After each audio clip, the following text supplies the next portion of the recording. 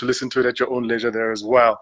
And on that note, ladies and gentlemen, it gives me great pleasure to introduce our guest on Opinions today. Naki meets us because because that's how we roll. But in the interest of being a little bit more formal and giving you his profile, he's the author of this book and many others. The first book that he had come out was Bulls and Bears. Was it Bears and Bulls? Was it the other way around? But you'll get a lot of information about that on his website. But let me tell you who he is. Spear is a sought-after, top-rated international keynote speaker. He's a facilitator and an author based here in South Africa. He's an adjunct faculty member at Gibbs, Henley, and Wits Business Schools, as well as co-founder and chief people officer at Twice Blue, a human capital development firm.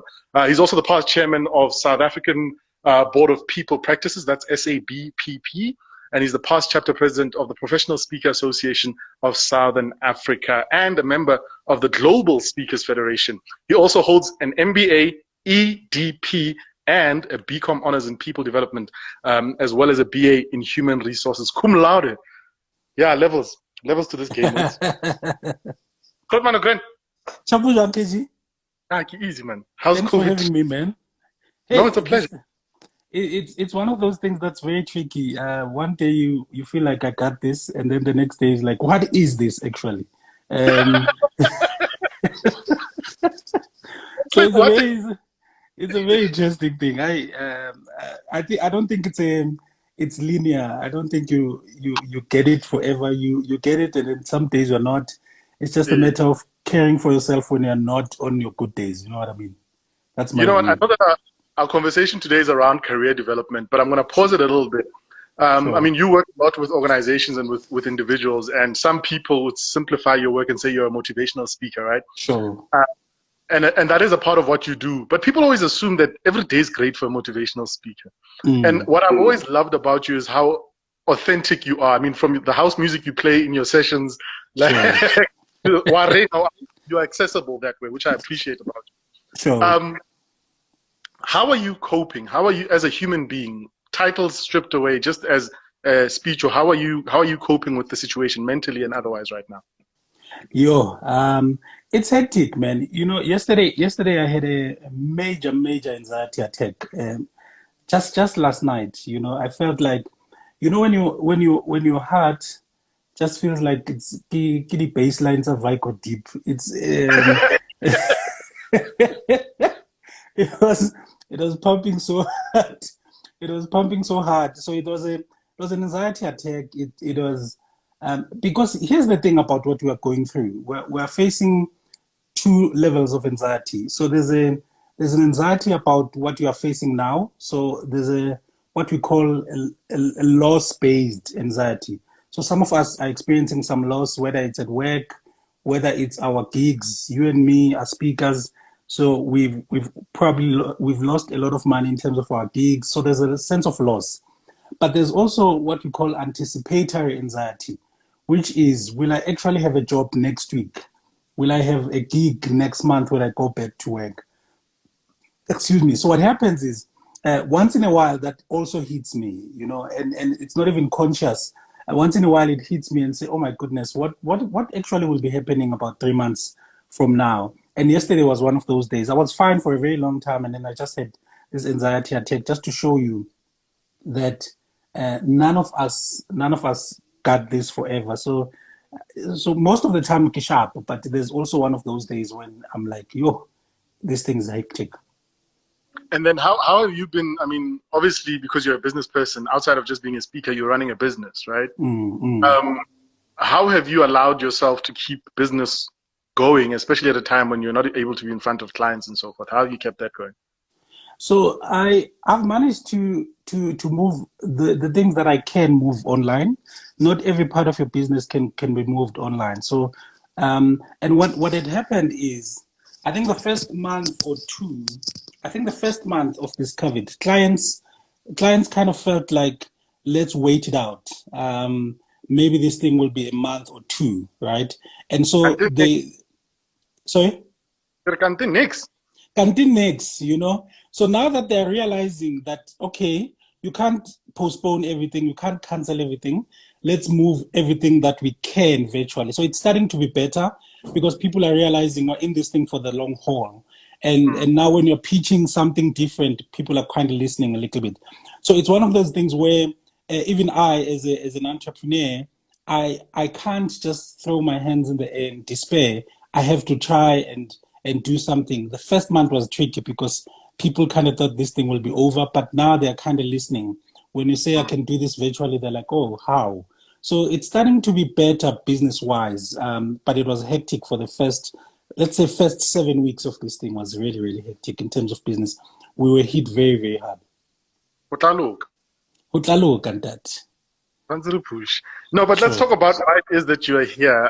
Today, you are here to share your opinions on career development, broadly speaking. You are obviously, your latest book is called Stagnation Must Fall. Everybody, here's the book. At least 100 practical lessons that will activate your career progression. You must write English just for me. You are the guy who knows English, how? Anyway, but let's talk about that. Obviously, I mean, a lot of people have exactly that anxiety that you were speaking to around what's going to happen with their careers right now, which I think is probably symptomatic because it means that prior to COVID, there were things that we probably didn't do to position ourselves and future-proof ourselves. But I don't want to preempt anything too much. Where should people's mindset be right now from a career perspective? So this is my view, and I've been grappling with this as well. And so one of the things I really think we must do during this time is that I think we should fight to save our livelihoods, not our actual profession. So if you think about it, there are certain professions that are not going to survive COVID-19. There are certain professions that didn't even survive the global financial crisis of 2008. And in fact, I remember so well, in 2008, when we were hit by the global financial crisis, I worked in the bank, but I was running a side hustle. I had a gospel music shop. So I was selling gospel music. I had a shop in a mall, and you know, that business was obviously hit very hard. But if you think about it, it was hit very hard because of the global financial crisis, but it was also hit very hard because there was a digital transformation that was happening around buying CDs and so on. Something was changing there. So that business was just never going to survive for too long anyway, if you really, really think about it. So when you're hit by the global financial crisis, you have to think, as you speak, Obuti, do I try and save this particular business? Or do I try and save my livelihood? Because if you're like, I will always run a CD shop, it is my passion, it is my purpose, you are going to have a problem because a CD shop is not going to be sustainable into the future. So one of the biggest things that I think right now is that don't try and hold on to a profession or a job. Try to hold on to your own livelihood, because there are certain jobs that are not going to survive. So the mindset has to be, what can help me with the digital transformation that is happening now? If you can realize that this particular job is not going to survive, it's fine. But how do I position myself, as you were saying, for the jobs that will actually happen? So if you think about some of the businesses that have thrived while we're staying at home, Netflix is thriving, right? And even people who didn't have Netflix now are like, I'm forget. Yeah. So Netflix is thriving. All companies like Botelcom, who do Wi-Fi and so on, suddenly they're thriving because even people who didn't have Wi-Fi are like, hey, I need that very, very quickly. So think about in your own career, what is the Wi-Fi, what is the cloud, what is the Netflix, what is the Showmax of my own industry, and rather try and pivot and position yourself for that instead of trying to hold on to a DSTV type of product, even though you can see the video model. Yeah, you can see, Huri, hey, this streaming thing is taking over. Instead of trying to do that, do what DSTV does. So DSTV is realizing that, okay, there's still a lot of hope. There's still a lot of people who are actually going to get DSTV, but There's a lot of people who are moving into streaming. Let's introduce Showmax and so on. So what is the Showmax of your industry? I would question. Okay, so I can't help but think in saying that it raises that word again, anxiety. So when you say to somebody, this is what you should be doing, you should be basically cannibalizing yourself and saying, okay, I'm going to become a new me and a better version of myself from a skill set perspective, so that in the job market, at least can I value. Some people have been sitting for years with that same skill set. They've been comfortably earning a salary. They didn't prepare for this sort of seismic shift in their careers. How do we deal with the human part of that? What would you advise? How would you advise someone to find, I suppose, the courage to get into the sort of practically, realistically speaking? What do you do? How you're worried, or I have to change things and I have to do it quickly. Yeah, I think it's hard. You become very, very anxious. I think it's very, very hard. But what I think overwhelms us even more is that we think our pivot or our the way we're going to adapt is way too far. It is, we think of it as something that is outside of us.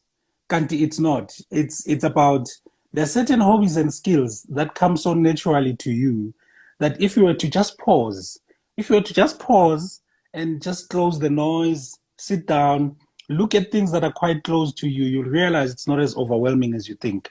So you have to adapt, but I think sometimes we overstate and we complicate this adapting thing. I don't think it's as complicated as people make it out to be. You don't have to be all of a sudden learning how to code, you know. And that's what people think. Yeah, that's what people think. They think, Anka, it's this coding, sharp. No, you don't have to. It's much closer than you think. So for example, if you are hopping into Instagram at 10 o'clock in the morning, and I was just telling my wife, I'm going on Instagram and it gets up busy. You can see she doesn't understand, this is content production, this is the future and all of that. And but that's a minor adapting. I'm a speaker. This thing is minor. All I have to do is keep it's about kg, but it's in the podcast, the radio, and then I'm on. So it's not too. Just ask yourself, what is it that always come natural to me, and adapt there. Don't try and do something that is too far, because here's the thing: if you're anxious and you try to make permanent decisions that will affect your future, and you try and reinvent your career 360 degrees, you are also going to struggle mentally. But if you're just looking at those minor little things that you normally do, that they normally come naturally to you, maybe you've always had a side hustle nyana ya baker. Maybe you've always had a side hustle nyana of podcasting and so on. You look closer and it will help you to manage that kind of anxiety. That's my view. What I'm hearing you say is that you use what you have. You don't go and now try and find new things. Yes. You don't go and now ukenes kolotong 150,000 to develop an amazing studio. No, do whatever you have, and it's very important. You know, when you study disruptive innovation, give a lecture for just a minute. Ne? Go for it. You know, when you study disruptive innovation, and there's a professor at Harvard, the late Professor Christensen, who studied how disruptive innovation actually works. It says, if you are a Facebook and you're coming in and you are in Instagram and you are, and I'm going to personalize it a little bit, or you're a Capitec. Ne? I was actually working for a bank when Capitec started. And I remember when Capitec started in the banks, people were like, Hasuka, lava, abumashonisa, lava. They won't survive. But what happens is when you start something, the curve is almost like an S curve, you know? You get that S curve type of shape. It's always going to go slightly down a little bit, but there is a point where you just explode. You have explosive growth, exponential growth.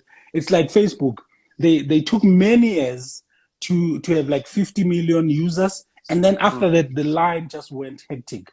So you want to start small. You don't want to invest things too quickly because that S curve goes down a little bit. So if you want to commit if you're committing every savings that you have to pivoting, because it starts by going down and then it goes flat for a long while before it explodes. So I don't work at that thing because, sorry to interrupt, but sure.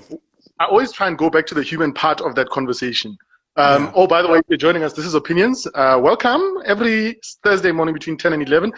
Please, also in the comments, if you've got comments or questions, fire them. We've got Spear Moyo here.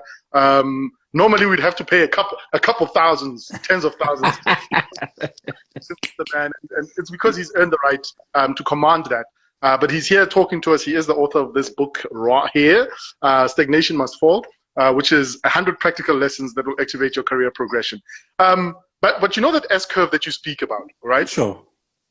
On a human level, it affects the ego, right? Because S-curve in that context, it means you must lose.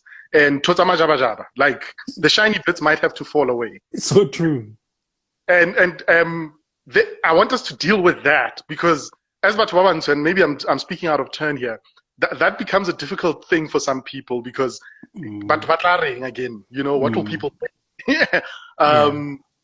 What would you say to somebody who's struggling with that, with coming to terms with the fact that if they're looking to pivot, they might have to go through that downward part or that trough in that S-curve, and that affects the ego. You might have to get rid of the car. You might have to not eat out anymore. You might have to not. Look, you know, I think I say this in the book, Stagnation Must Fall. Sometimes you just have to downgrade your lifestyle in order to improve your life. And those two things are not the same. You have to downgrade the lifestyle in order to actually upgrade your life and upgrade your career. I had to do it. And now I took my car back.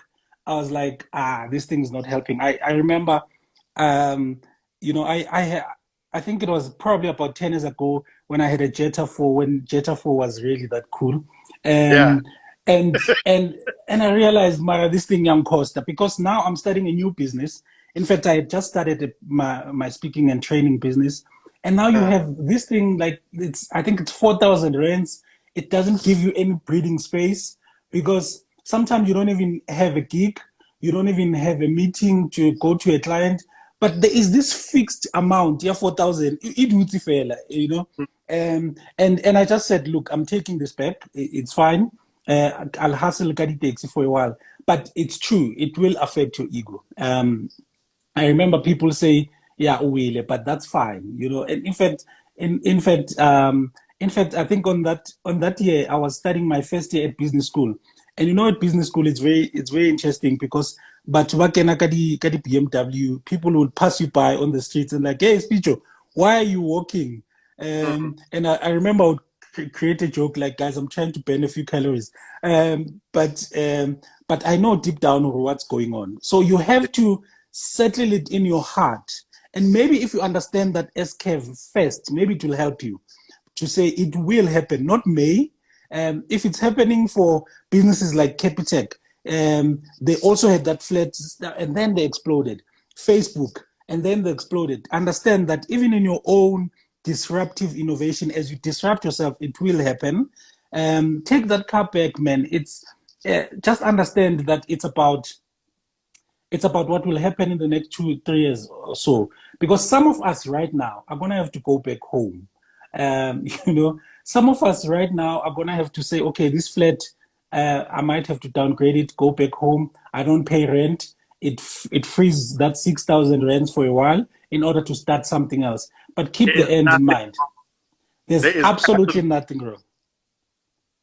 There's absolutely nothing wrong with that. I think we should do it, guys. If you can free 6,000 rands to launch a business for yourself, do it. You probably have a room, you have food, and you have love. Okay, you'll have a bit of stress from family, but you also have love there. You also have love. Probably they're going to question why would you go for Usasevits, and you're going to have to explain to your mom when you're on Instagram, you're working. Every time you're taking it, you actually work, and she won't understand. She won't get it, but you will be fine. You'll be fine, but it helps. One of the things that I think also helps with this is having had the opportunity to be in sort of the celebrity world and whatnot, pseudo-celebrity status. Yes. I always, when I do speak to my counterparts in that environment, right, I always feel like everything is so glossy and perfect there. And then now, because you and I have had very honest conversations, and you were there at the book launch 2 years ago, and just I've tried, at least I'm at a place now where life forced me to be honest with my reality, and only then were things able to get better. So, you know, when you're saying going back home, I can't help but feel the need to share for myself, or Linda. I'm not saying that things are great now because COVID has hit all of us. Sure. But I've come out of a little bit of a trough that was not a bit of a trough that I was in, a difficult time I was in. But in that time, I had to get Tropong. I had to go, whether I was a radio presenter on Kaya or Power or any of those stations, and I was breakfast host. It got to a point where, okay, you can keep staying in places that you cannot afford, and your mind doesn't have space solving the problems that you need to do or building what you need to build. Or you can accept your reality and go and find a room in town and share that room. But then you have at least the mental space and the emotional space to be able to do what you need to do. So I guess the point I was making was, it also goes a long way, and I appreciate the fact that somebody with a profile like yours is honest in that regard and says, there's a time I had to take the car away. And if it comes back now again and I have to take the car back, I'll take the car back, because I know that what I'm doing is bigger than my immediate problem. I think that's one of those things that actually that shocked me with you. Firstly, I've seen you at your peak. I mean, you were having the breakfast show. You were famous, but and I think you're still famous, Nyana, ne? And but that ability to be honest is very, very powerful. You know, when I was working in the bank, we used to talk about. I think we called it the Parkinson's law. And in fact, there's research that has proven that about 90% of people in the world, as soon as they get an increase nyana into their salary, they also upgrade certain things immediately. So you get an increase nyana, you upgrade your phone, you upgrade your flat, you upgrade everything. But the best thing you can ever do in life is that if you can upgrade your income and keep your expenses flat, it actually helps you to even survive times like these a little bit better. Look, none of us would have anticipated this part, you know, but at least it helps you to just survive a little bit better and to say, okay, I have some kind of a breathing space. So maybe beyond this, man, then the lesson that we all need to learn, and it's like, you don't have to upgrade things all the time. It's not compulsory. If your phone is working, it is working. If your car is working, it is working, you know. But the idea is not to blame ourselves if it has happened already, but let's think about it going forward. Yeah, sometimes you don't have to renew the contract, eh?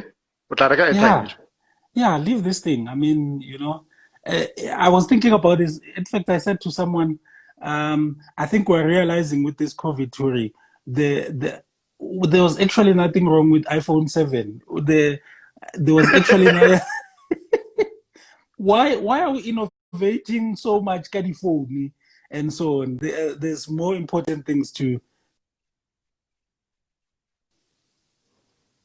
And we've lost you there, but hopefully we'll get you back. And the thing about is my net. Yeah, your network is doing things there. And the interesting thing about cell phones is, I mean, the price is so different. There's such a jump between version 2 and version 3. But you think, is the innovation any different? Like, is it really worth it? But anyway, okay. Sure. I want us to have a look at the questions. So please question through. Speecher, I think in the meantime, see if you can move around a little bit so we can get better connection, because we keep losing you. I think I know what to do. Okay. I know what to do, but I think I need to get this thing is out of the Wi-Fi. It's using mobile data. It just looks like I'll have to go out and come back. Is that fine? Well, yeah, sure. Go ahead. Join. Just stare at people and be like, hi. What do I do? You know. Everybody who's just joined us now, welcome to Opinions. Just to remind you that this session happens every Thursday. Also, if you don't get a chance to stay for the whole session, Oscar Stresa, we'll have the audio version is available on podcast. So that's on iTunes for all these Apple people. I'm just throwing shade. And then it's on Spotify for everybody who's on Android as well. We're chatting with Spicho Moyo. He's an internationally renowned speaker. He is a fantastic human being. More than anything, he's very down to earth. But his area of expertise really is in the career development space. Heads up many organizations, is on boards of many organizations, but more than anything, he's got a lot of insight into how we can move ourselves forward. A lot of us, even pre-corona, pre-lockdown, we're asking ourselves questions about our careers. How do we get to the next step? And how do we deal with the anxiety of that shift? And that's kind of the conversation we're having with him now as well. Please, Dipoto, this show only works if you ask questions. It's driven by you. It's not about Katleho having soliloquies into camera.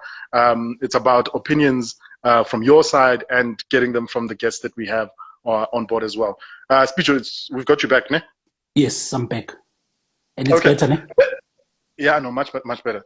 Let's talk about some of the lessons in your book. Obviously, we won't be able to go through all 100 practical lessons, but if there's a couple that you'd like to pick out and share, maybe break down for our audience, where would you start?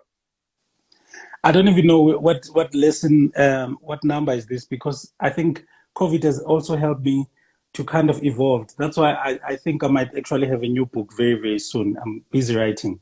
But I think one of the lessons, I don't know if it's in that book or the one that's coming, you know, we're all trying to pivot, to try something else and so on. Ne? But I remember how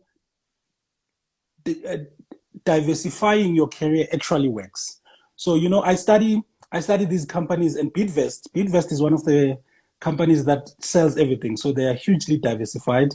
They own the bakery, and they own the cleaning company that cleans in the bakery and so on. But if you were to study how they diversify, maybe it will help us as we're trying to diversify, because all of us are trying to diversify our income streams right now. But what you don't want to do is you don't want to diversify away from your core brand, right? You don't want it to mess around with what you actually do with your bread and butter. So what people try and do, what companies try and do, is to introduce something with a totally different name to test it in the market without it affecting who you really are. So if you think about it, if I were to move and become a comedian, not that I will, but but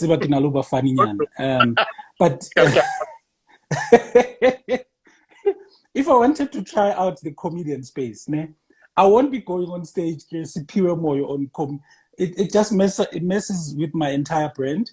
When people see me lecture business school and like, why is this guy now all of a sudden doing comedy? I would try and use maybe Speecho, try and use something else to try and test that thing out. So that if that thing fails, and businesses fail all the time, you must be comfortable with that.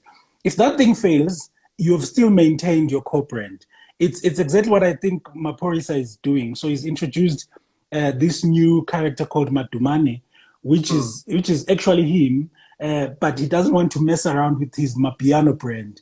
So he's trying out hip hop, but he doesn't want to try it out as Maphorisa. So he's introducing Madumane. So if the market doesn't accept Madumane, no problem. You just withdraw Madumane and you continue to work as Maphorisa. So as we're diversifying in our careers, try and think about that. Try and think about, how do I diversify without messing up with my own brand? Right? Oh, wow. I love that. It's a very practical, close to home example of how to look at diversifying. Yes, absolutely. Although he'll never say, to this day, yeah. But we all know. We're all like, know.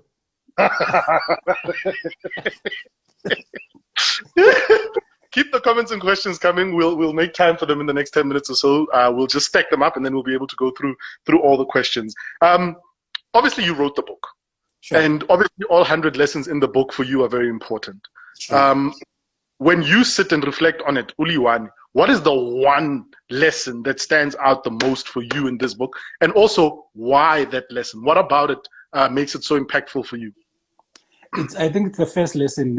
It's things don't just happen. That one hits me hard all the time, because that one is a mindset one. I can hear it.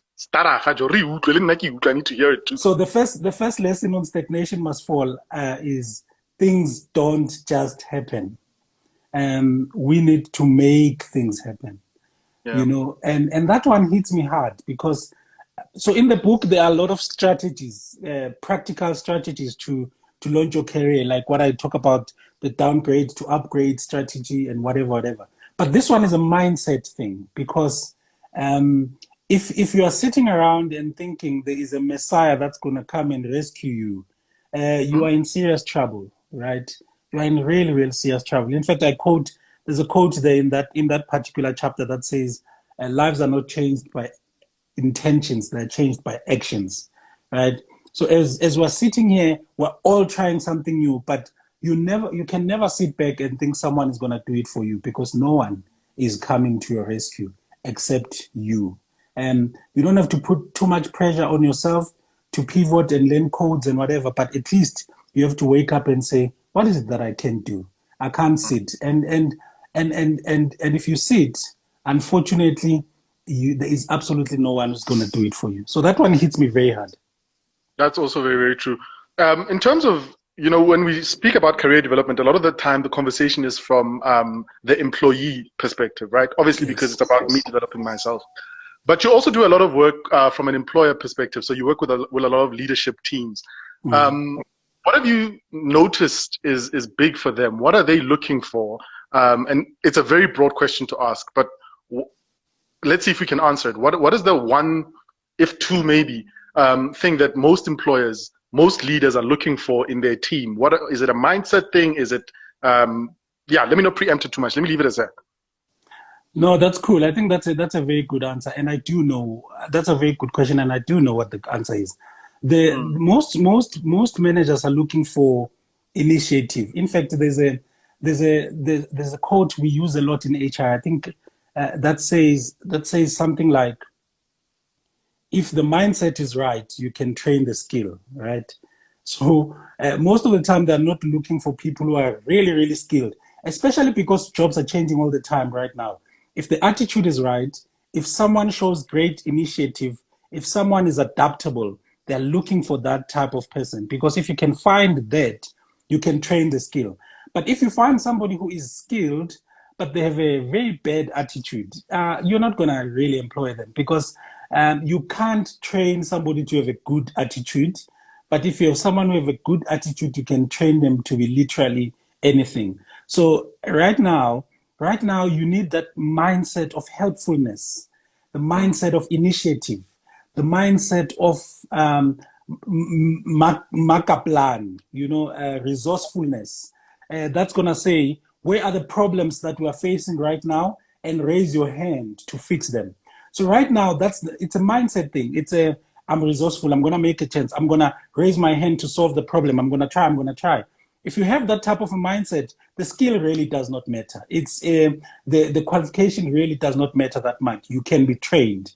But if you are highly skilled, but your attitude is not good, you're not going to have any progress at all. Nobody's got time for that. Nobody's got time for that. Especially now, we don't need it, Shem. Okay, let's have a look at what some of the questions that are coming through are. We've got one from Second Manning saying, what advice would you give someone trying I'm assuming, to do a complete career shift? So this is somebody who's, I suppose, wanting to go into a completely different space. I would say, progress, when you're doing a career shift, this is how it works. It is gradual, and then suddenly there is that spike that we talked about a little bit. So never do a career shift suddenly. It does not work. You have to be a little bit intentional about it. You have to plan it very well. So if I was moving into the HR space in the next 2 to 3 years, for example, I would have a proper plan. And one of them would be to join the Association for Professional HR People already, right? I'm building relationships. And when you build those relationships, you're actually helpful. You're helping other people. You're not giving. One of my friends, Fiona Martina, she's just joined the call right now, talks about when you're building networks, right? It's about giving. And you've spoken about this, in fact, as well, KG. Remember when I came to your show a long time ago and I said I hate networking because the way it was done, it was just like take, but that's not building relationships. So you want to get into the space that you want to be in and build proper relationships and be helpful and do those things gradually. Don't jump. There is nothing sexy about you losing your house. Don't resign immediately and go. It's about plan it properly, do those steps, develop networks, develop relationships, get a skill in that particular world as well. And one of the things that I talk about in this during this COVID, you don't have to get a full qualification of something. You can get a skills program because it's going to take a long time to get a qualification. Get a skills program, get a YouTube, get a whatever, and position yourself gradually for that. And what Udemy and those kind of platforms where you can get short courses on specific subject matter. Especially now, things are very accessible. Try and do that rather. And then once you do that, positioning yourself as an expert has changed a lot.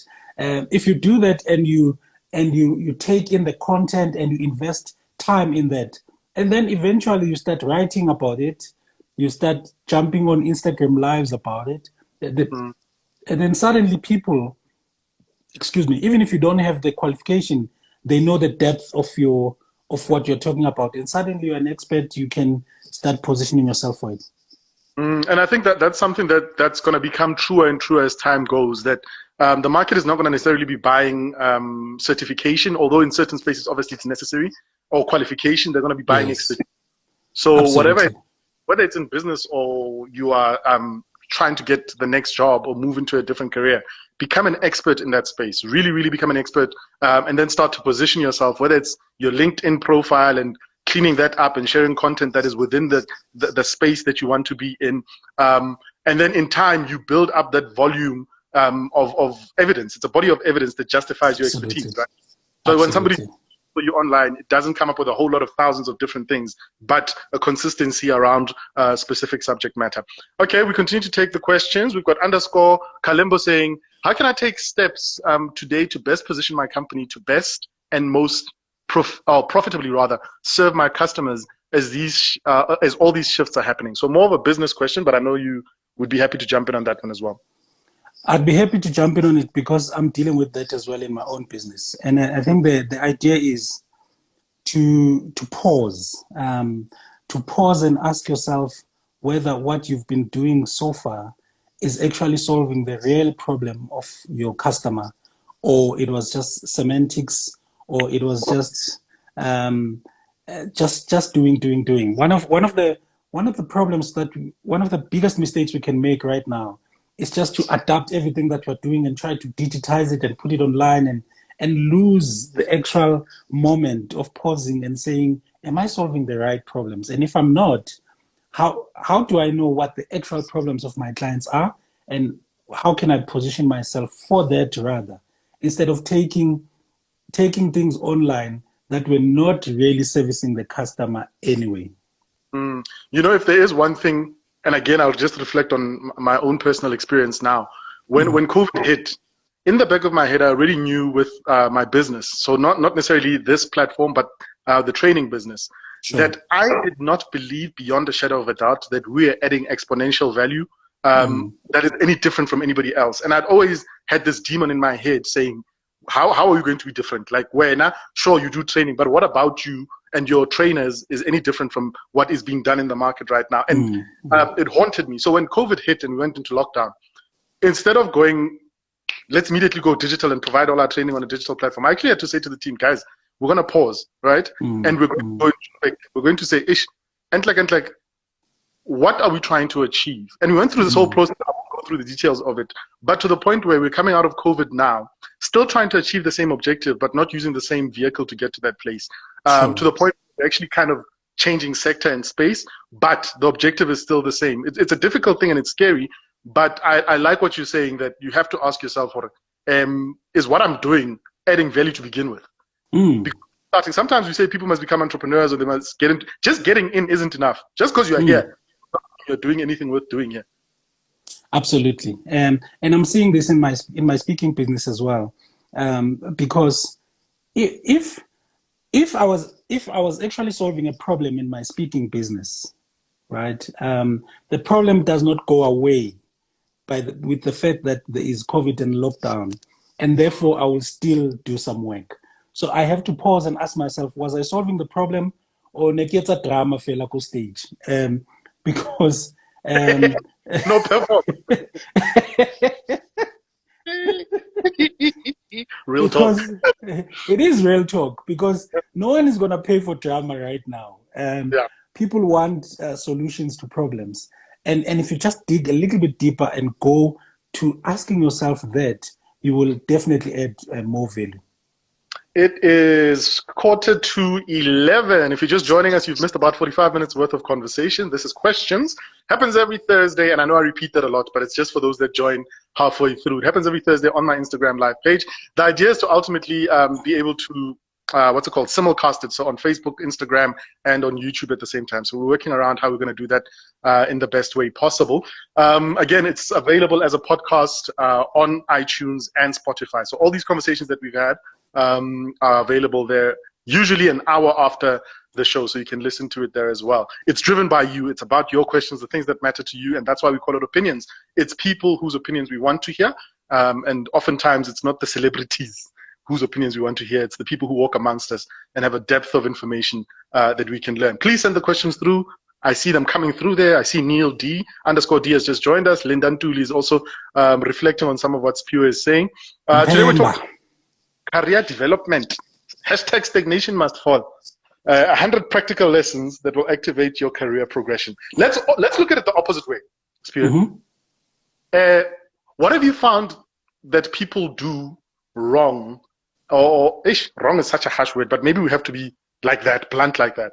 What do you find that people do that in fact stagnate their career progression? What are some of the things that we, whether consciously or unconsciously, tend to do as human beings that keep us in the places that we don't want to be in, career-wise?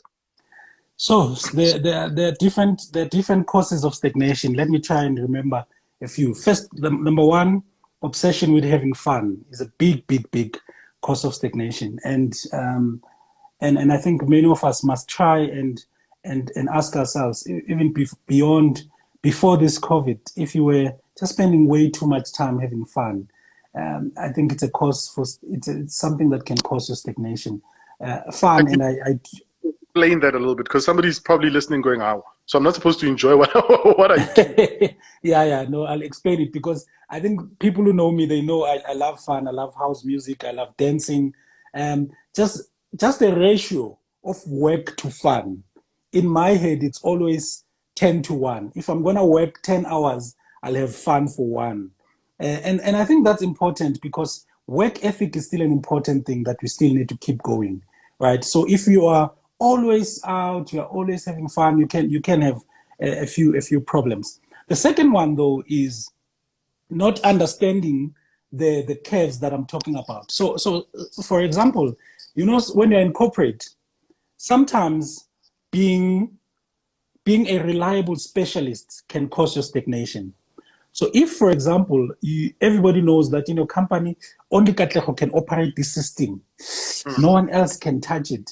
You don't know it, but you're causing your stagnation, because every time they're thinking of promoting you, they're like, hey, who's going to operate that system, right? So you need to literally train somebody else to do what you do and free yourself to do something else. And many people just don't get that it is the flexibility, the adaptability that is very important. And the other thing really that I think causes our stagnation is lack of improving your employability.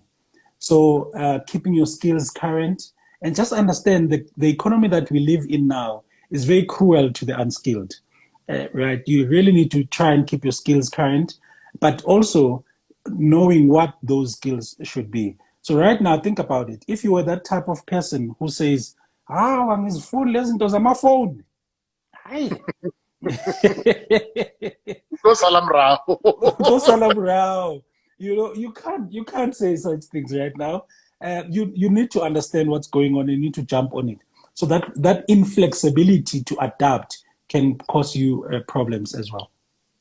Is it okay? I mean, I saw a question earlier. I think it was also underscore Kalembo. It might have been. I'll go back and just make sure who was asking that question.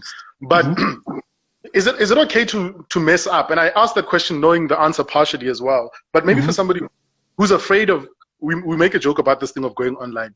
But sometimes we have analysis paralysis or a version of it where we want to only start those things certainly perfect. You know, the lighting and all of that.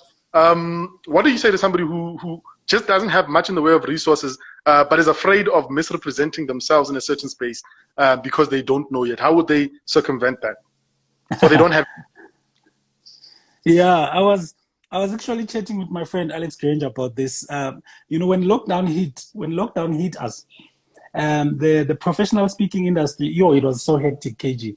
So you would see some of your speaking friends who had managed to build proper studios before the lockdown. So people had built proper studios, and they would do these nice show reels where they show you the entire studio and you see the lighting, the video, and all of that. And it was quite intimidating because now you also think I'm a professional speaker myself, but when you get a gig, you're on your, it's not even airports, kind of king.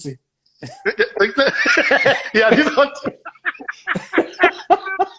are the old school ones. So you have that. But you know what? One of the things I found about lockdown is that people will forgive you for all these other things if the content is right. Content. That's the most important thing right now. Forget about all these things. I'll clarify and add to that. Sorry, I know sure. You're saying something. But for somebody who's hearing content, it isn't just the fact that you've got a visual on a screen. It is the substance of the content. So I couldn't help Ansubua because I know last week you had a similar session with Shimza, DJ. Yes. And he just came on now as well. And one of the things that in the DJing industry happens is anybody who has access to the decks thinks they can DJ, right? Yes. And they forget that people have spent time, they've invested in the craft. So just turning a camera on yourself when you're trying to mix Ushapadi Pereda won't make back for. You know what I mean? And similarly, you must actually have the depth of knowledge. Sorry, I just couldn't help. Yeah, I wanted to point that out. No, thank you for that. This is one of the struggles that I've had when I started speaking, right? And it actually helped me a lot. And now we're confessing this stuff.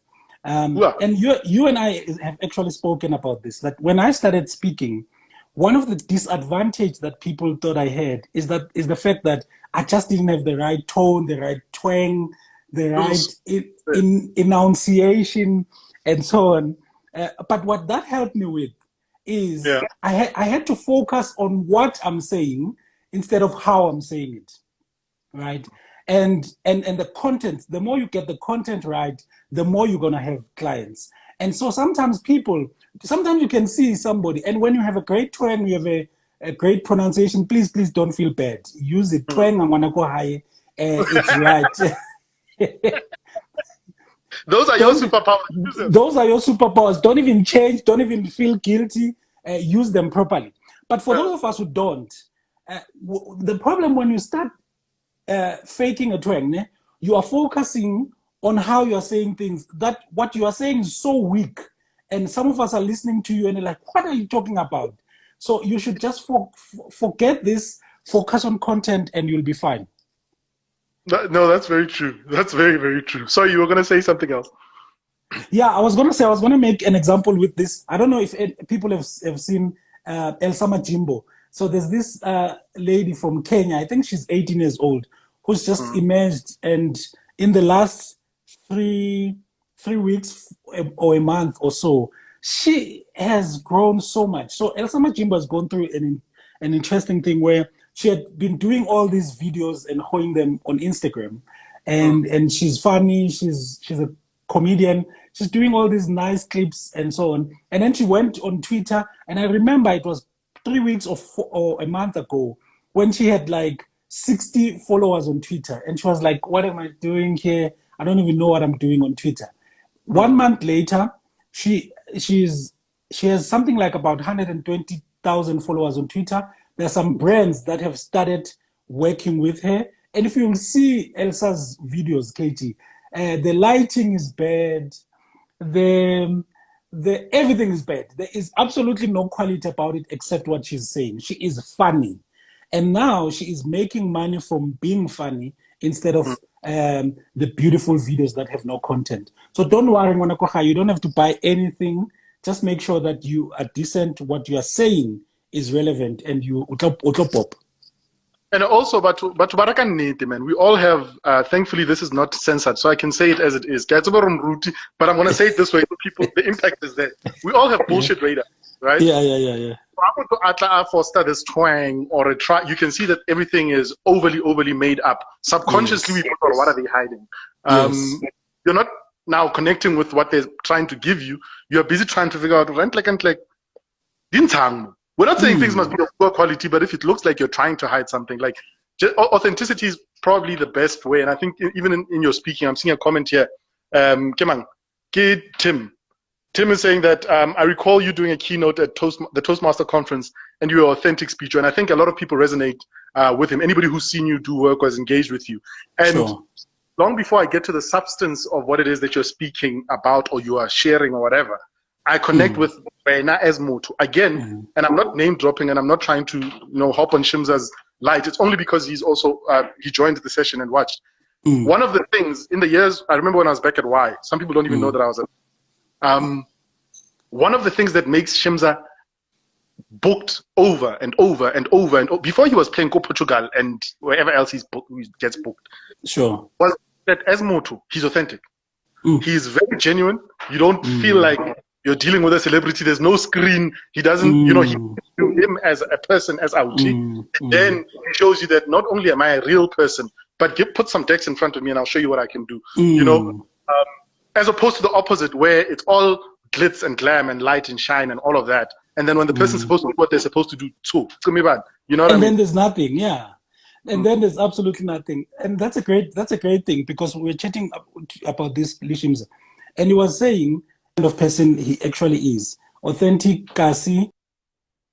And it's crazy that you have seen that as well when you were working with him, Kobudi Y and whatever. And this is what is important for me, is we as Black people as well, we must not think authenticity just means Hubwa like Spiwe. When someone else is being authentically themselves, and Babu Waska, let's say Lindiwe Mazibugo, they're also being authentic. So let's also try not to categorize people who actually do speak like that and say they're being inauthentic. They are also authentic. And it's exactly what you say. People can smell amanga. I wanted to say what you said, but I can't. People can... People can smell it from it's so far away. Okay, so we've got like about 7 minutes left of our conversation. I'll take questions that are coming through. I'm seeing comments and I appreciate them. But I get we want to extract value, so I'm probably going to read the questions more than I will read just general comments.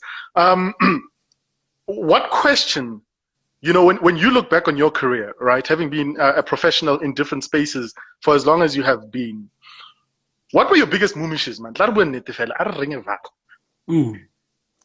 your biggest moomishes? Look back and you're like, hey, son, I did that. The biggest one for me, to be honest, was leaving corporate when I wasn't ready. When that hit me so hard. So when I left corporate, I think about 12 years back, and I went back because I hadn't planned it properly. I was just being driven by passion, and I didn't plan it properly. So when I left 7 years ago for the second time, I planned it so well. I had a proper exit plan.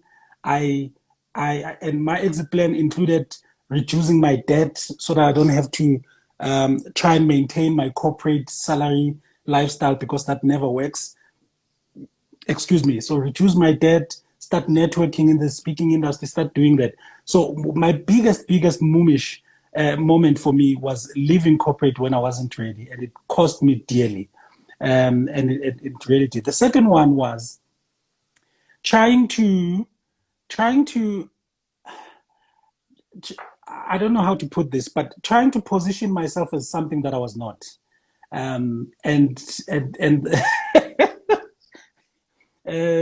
that hit me so hard, because I remember thinking to myself, the market wants futurists, the market wants this, Lena must try and be like that, and it just doesn't work. It just doesn't work. Don't position yourself as something that you're not, because at the end of the day, people will realize that there's no depth. I think that's what I did. But luckily for me, that lasted about 6 months, and I realized this thing does not work. And then I just became authentically me.